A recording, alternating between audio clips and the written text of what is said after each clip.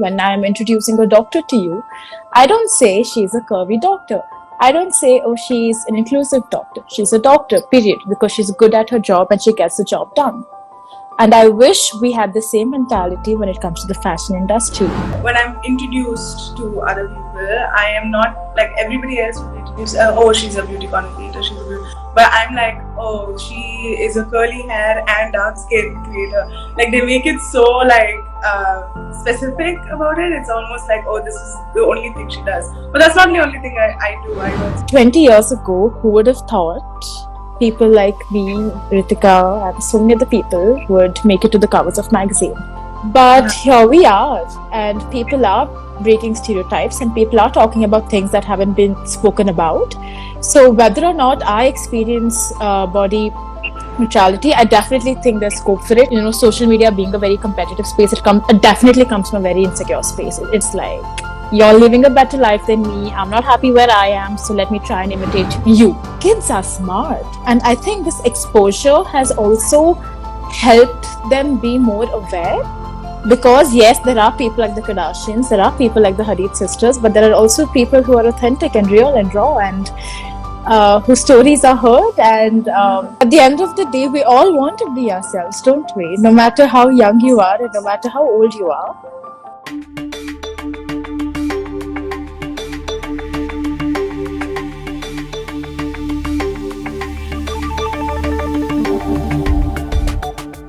Today we're looking at what is beauty in the digital age. Indians so used to the conventional line of you've got to be tall, pretty, fair.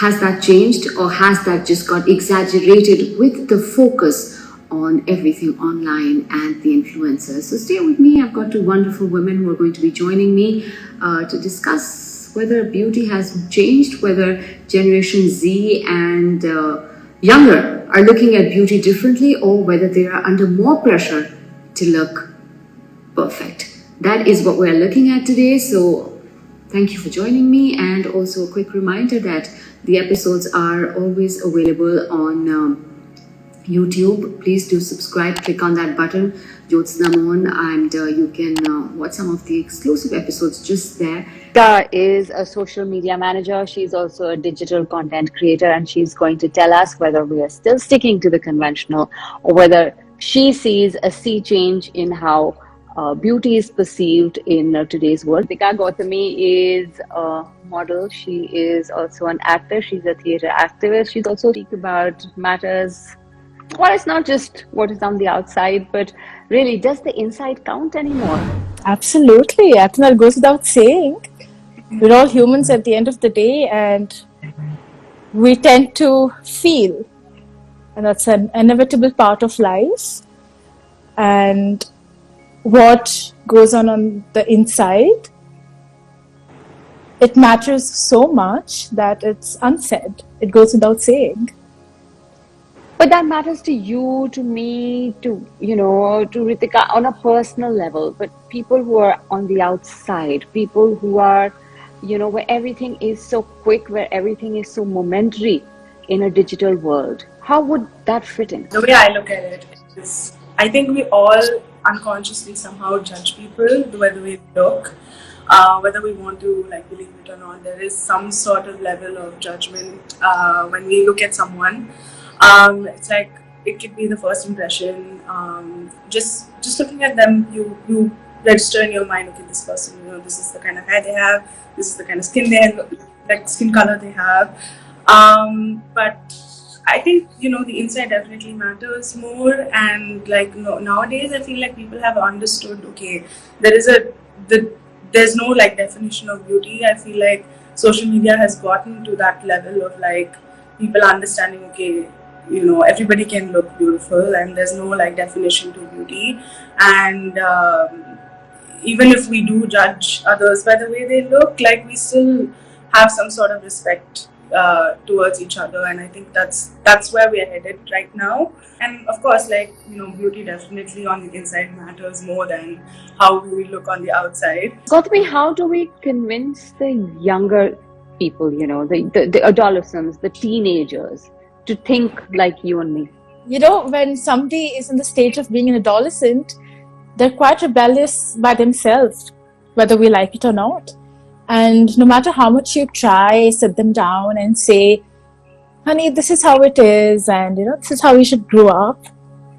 I don't think they're going to take our word for it, but I think when they see us achieving so much by just being ourselves, that's how we inspire them. Kids, they watch and learn. I mean, nowadays we see so many teenage people.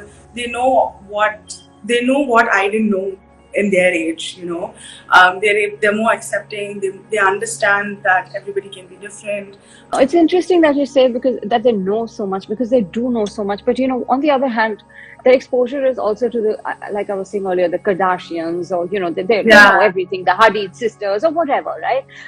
And that's a very different ball game. But how do you balance it out for these youngsters? On the one side, when they're so glued into everyday lives of the Kardashians, and that's where the glamour is, to be honest, right? I mean, it's what they wear, it's what they eat, it's how they dress, it's how thin they are or how they look. I think, having said all of that, I have recently come to an understanding that we do underestimate children, and we think they get greatly influenced, which is true. But I think with the coming years, they also are starting to build a strong opinion about things for themselves. So I talk to a lot of children who are 11, 12, and they look at my skin and they say, that's beautiful. And that makes me wonder, where did she learn that from? Where did she perceive that this is the definition of beauty, or not the definition of beauty, rather? So kids are smart. And I think this exposure has also helped them be more aware.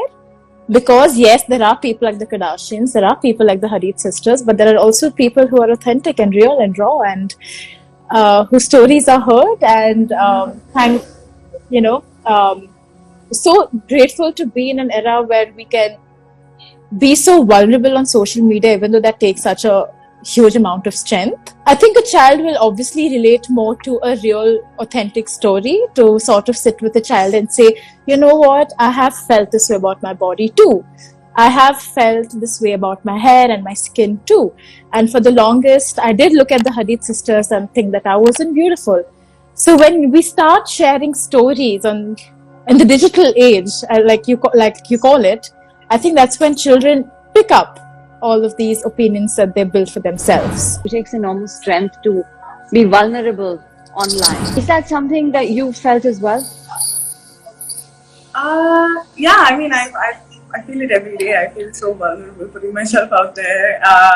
But that's one of the main reasons why I do it, because I know there are so many people that watch me and think, oh, if she can do it, I can do it. Because that's how I feel when I see someone that looks like me on the internet, So it's like this butterfly effect that I'm hoping I'm contributing to. It is tough to be vulnerable, but once you do it, it's like, it's so liberating. Like once you start like talking about it, it becomes so normal.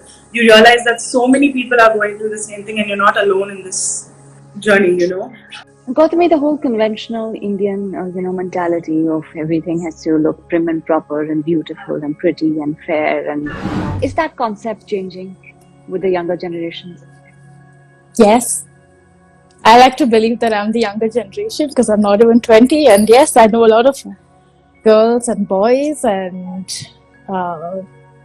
people who are non-binary who think that being authentic is beautiful.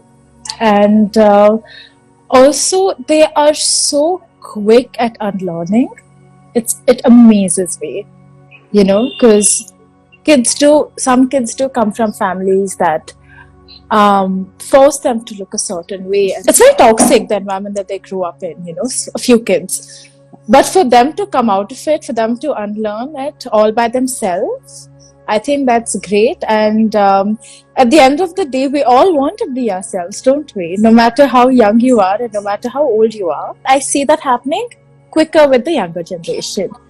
We are sitting and unlearning all of these things so that our future generations don't have to do all of that. Like, we ran so they could walk, So when I look at my sister's actually like 18 at the moment, but she's a lot younger, right? So like I've noticed that people her age, they're more prone to like talking back or like giving it back to people when they say something. Even if it's my mother who says, "Oh, you look a little too fat in this dress," she'll immediately be like, "No, no, no, you don't say that. Like I feel good in this. I'm gonna continue wearing it. Yeah. It's okay that you feel this way, but I'm gonna continue wearing it. You know, I like wearing it, so I'm gonna wear it." Which I would have never done. Not even in my wildest dreams, I would have like said something back to someone, even if it made me feel bad. So they've understood. They know how to create these boundaries, and it's amazing because that just means that even older people, like, they realize, oh, actually like something is wrong here, and maybe I should correct myself. Is that pushback against the adults or the conventional thinking of society or older people, is that working? I think it's working, but it has to be done in a way that's not like offending the other person. Obviously, if it's like someone super old, like my grandmother, if I tell her something bad, she's not going to listen. She's not at an age where she's like willing to understand. Whereas my mother is okay. Like she is a lot closer to us in age. She understands, like, okay, there is something here that they know more about. So I'm willing to like learn from them. It is working, but it can also have like a counterproductive result in some cases. So I think you need to be a little careful when you're giving it back to someone, especially if they're older, especially in India, because we are like drilled to think that we have to be respectful to our elders, right? It can easily be taken as disrespect. But nowadays, as long as you're like polite, I think they understand for the most part. Because otherwise, I feel like every day I would go through the same thing with like my teachers and everything. But I've learned to like build some sort of boundary there. Gautami, do you have, do you also have boundaries in this pushback? No, I don't. And I think that's a good thing and a bad thing, I would say, because she did say it has a counterproductive, and I know that at the end of the day I have to face the consequences, but I know why I'm doing it, and I know I have my whys, which are very important. You like, should why know am I doing? Like I think it all comes down to conviction. Like, okay, do you really believe in what you're saying? Do you have that kind of conviction where you can go and argue with an older person? Yes, I do. So it honestly brings me so much joy correcting older people when it comes to beauty and the way they think. I think it really does give me a kick. I've created boundaries for my mental health. Like, I know like, you can look at a person and say, okay, I can have this sort of a conversation. Like, like she said, I can't go to my grandmother and have a fight about it. It's no use. Yeah. They are unwilling to listen, not willing to listen and not willing to learn. But so I will save my energy there. I will save my time there, and I will say, what's done is done. However, the people who are willing to listen, the people who are willing to learn, and I'm mostly open-minded, I will put my energy there. So I'm very selective about who I want to talk to about this. So, Ritika, when you spoke about it being counterproductive, can you elaborate a little bit on that? What I meant by that is you end up feeling even worse than what you had initially felt. Let's say someone says you look ugly, and you're like, why did you say that? Like, there's this like back and forth that goes. You're spending all this energy, like just like how Gautami said, right? Like, I don't want to waste my energy in the end for me to just feel even more bad than what I initially did. It's so hard when it's family. At least if it's someone that's like from the outside, you don't see them again. Like, you have the option to be like, yeah, I'm not going to see this person again. It's fine. I can argue. But if it's family, it becomes really tricky because you live with these people, and like if it's in a very hot spot, then like how are you gonna like go by your day-to-day life? It becomes mentally taxing for you later on, and sometimes it's like, oh, I wish I had shut up where I didn't say anything. You need to know where to like say it, and like if your family members are willing to like understand it. So this feeling is beauty directly linked to your mental well-being, mental health? I think yes, but I don't know. I don't know how exactly to put it in words. I think because for me, like, for my work is makeup, right? My work is makeup. I talk about makeup all the time. I'm constantly doing skincare and makeup, like literally all the time. So for me, if very simply put, like if like a makeup look doesn't turn out right at the end of like filming for 2 hours, I will obviously feel sad. It does affect my mental health. So in that sense, yes, I don't get stressed about like acne anymore. I'm not like, oh, tomorrow I have this like shoot, or I have this very important meeting, and like this one acne is there. I don't think about it anymore. And another thing that a lot of people mention is my like dark circles. I have very intense dark circles, and I understand some people like have genuine concerns about my health. But now I've become like, yeah, I mean, I'm born with it. I can't really do much about it. It's there. It's there. Gautami, is it a very competitive space, the digital world, to look something and to constantly, be out there? Unfortunately, yes. Yeah, I think I would agree with that. But it is changing. It is becoming a platform of just being expressive, and but it definitely still is a place where people find it competitive. There's always this feeling of, okay, she's doing that, I think I should also do that.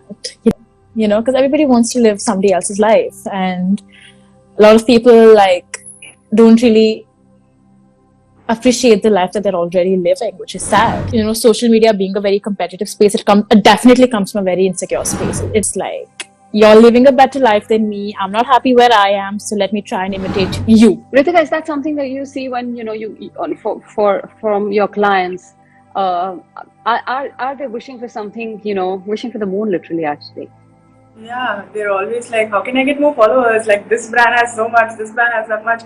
Usually it's with brands, right? So the way I work is with brands mainly. So that's how they look at it. But for me personally, I think I look at the numbers and I'm like, but I'm doing the same thing that this person is doing. Why am I not getting, so many like views or so many like followers? It affects me in that level. And so then it becomes like a competition of like, oh, okay, so before anybody else does this trend, I'm going to do this trend, so that like everybody like I have like a heads up. It does become competitive in that sense. I try not to give into it too much, because again, it just becomes so taxing. Like, before you even like breathe, the next trend has come, and like you don't have time to even sit and film anything. So it does become like very competitive in that sense. So unless you're doing it, in my opinion, unless you're doing this like full time, 24/7, constantly on Instagram, constantly trying, like, you have the lights, you have the tripod, you have everything, you can't like keep up with the sort of like fast-pacedness of social media. Gautami, are you in the whole trend business as well? No, keeping up with the trends, the dances, the songs, the music, the light? No, I don't think that's something that's really interested me. And the thing with me is, if it's not 100% yes, it's a no. But I think at the end of the day, no, I'm very happy with what I do. And I mean, I don't want to sound like somebody who's not expanding her comfort zone, but I think I'm doing it in my own pace. And I think that's what everybody else should be doing also. I think what a lot of people forget when it comes to the whole trends and keeping up with trends is that people have different priorities, even while being on social media. My priority and my goal is very something from another person's. I'm here to express and not impress. In the Indian landscape, is there scope for, body positivity? Is there scope for body neutrality? There is definitely scope, because 20 years ago, who would have thought people like me, Ritika, and so many other people would make it to the covers of magazine? Back then it seemed hopeless, and back then it seemed like almost like a utopian concept, But here we are, and people are breaking stereotypes, and people are talking about things that haven't been spoken about. So whether or not I experience body neutrality, I definitely think there's scope for it. I am placing my bet on the next generation. I am placing my bet on myself in the future, and for many other girls and boys who look like me, to talk about it and to stay neutral about bodies and not really have any judgments. But having said that, I can't really be oblivious to the fact that it's going to take a lot of time. Even today, when we are talking about plus size models, there's a tag that comes with us. She's a plus size model. She's a curvy model. So unless that tag doesn't go, I don't think we're going to reach a place where we can incorporate body neutrality in our life, and even in the fashion industry. As much as there are things in this industry that I don't like, and I'm definitely hopeful because this industry is now being led by very open-minded, kind people who are not putting labels on people. Very few of them, but that's still a good start. I think we're getting there. That's the thing. Yeah. Like, as long as we're getting there, then it's positive, in my opinion. Because if nobody's doing it, then that's a problem. If there are some people doing it, there is some sort of impact in some level, and there's still for a me, voice.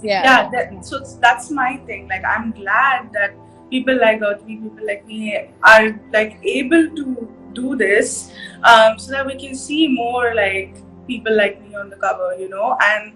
I remember when the cover, the Cosmo cover came out, I myself didn't realize how big of a deal it was. Like, after it came out, so many people, random people that I didn't even know, started messaging me being like, I cannot believe someone like me exists on that cover. Like, I cannot believe, they would send me so many huge messages. I'm talking voice notes and stuff like that. I didn't realize the impact of something. So if it's just a digital cover, imagine the sort of impact we would have if it was everywhere. If we are able to see all kinds of bodies everywhere, I hope I can we will get there. But yeah, I mean, at least there's some sort of change that's happening. So there is scope for body neutrality. It is happening, but it's going to take time. What is it that can be done further to normalize these kind of conversations, to normalize more and more girls like you making it to the covers, to say this is actually how it should be? Firstly, we need to stop labeling people. And as cliche as that sounds, I think that when you stop putting a tag, for example, when we are talking about any other profession, when I'm introducing a doctor to you, I don't say she's a curvy doctor. I don't say, oh, she's an inclusive doctor. She's a doctor, period, because she's good at her job and she gets the job done. And I wish we had the same mentality when it comes to the fashion industry. Gautami Gigi is a model, period. So I think when we take out tags like inclusivity and plus size and curviness from people, then we see them as regular people. When we're looking at people, we don't come with expectations or this notion of, oh, this is how they're going to look like, or this is how they're going to perform. They're people who are here to do their job. That's as simple as that. It's obviously easier said than done, but I really wish that models or anybody in the industry start calling out people who use tokenism and who are here just for the sake of doing it. I mean, I'm not here for the sake of doing it, so please don't take me for your campaign for the sake of it. I think voicing your opinion is the biggest change that one can possibly bring to the table. When I'm introduced to other people, I am not everybody else will be introduced, oh, she's a beauty content creator, but I'm like, oh, she is a curly hair and dark skin creator. They make it so specific about it. It's almost like, oh, this is the only thing she does. But that's not the only thing I do. I also create content for other brands. I do so many different things, so I'm not just that. So I wish they would see me more as a creator, not just someone who is she's dark skinned, that's why she has the followers, or she has curly hair and that's why she has the followers. It's I'm also creating the content, I'm putting the hours, I'm trying to edit the videos, post it. So I do wish that change can be seen. But when I see other creators, one change I wish we could see is creators that talk about inclusivity, right? I still see them collaborating with brands that are not inclusive. I feel actions speak louder than words. So if you are not, it doesn't matter how loud you say I am inclusive, I only support I support brands coming out with so many shades, or brands being inclusive with the models or whatever, and then you go ahead and collaborate with a brand that's that literally has 3 shades and is very biased towards people with fair skin, then then obviously I'm not getting the message. There should be more education, there should be more awareness. So in my field, I feel like this is something I wish like I could see that change, where like we're not just talking about it, but we're actually making that change. So then the brand also realizes, oh, why are influencers not working with us? There's something wrong, so that they can change it, you know. We get the work we get because we look a certain way. Yeah. I think that notion definitely needs to change, because I know people have told me things that, oh, but you're famous because you're special. Oh, you have vitiligo. You're very unique. I'm like, girl, hold up one sec. If that was the case, then why do I still get so many opportunities? It's because I'm hardworking. It's because I'm creative. Like any other woman out there, like any other woman in any profession. You know, people like me and Ritika, we're hardworking, we're consistent with our work, we're creative, and we're kind people. And I think that's why we get the work we get, and not just because of the way we look. And even if it was just because of the way we look, it's because we're hot, period. So yeah. It was wonderful to speak to the two of you. Your energy is so infectious, and I am hoping to see you in lots more covers of lots more magazines. Honestly, I think that's the way to go. Very inspiring for people, you know, to listen to the two of you. We've got to break those barriers. We've got to continue to break those barriers. And I think you're on the right step. But more power to you, and wishing you both all the best. And thank you keep so doing much. well. Thank you so much.